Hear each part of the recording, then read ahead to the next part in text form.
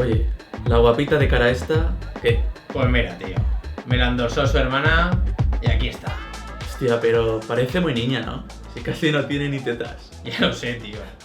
A ver si se pone las mismas perolas que tiene su hermana, porque si no, aquí va a durar poco. Es que te juro que he visto a cada cría por Instagram que te digo yo que si la pones en la barra, duplicas la caja. Pues ya ves, tío. Igual sí que habría que fichar alguna buenorra y que todas estas espabilen. Sofía, ven para acá, que te presenta mi socio. Hola, guapa. Estábamos hablando de lo buena camarera que eres. Pero ya sabes, que aquí hay que cuidarse. Si no, tendremos que hacer la dieta del cucurucho, No le hagas ni caso, que eres preciosa. El 40% de las mujeres ha sufrido violencia sexual alguna vez en su vida. El 17,4% de este acoso fue ejercido por un hombre de su trabajo.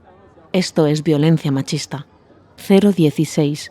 Atención a víctimas de violencia de género. Día contra la violencia de género.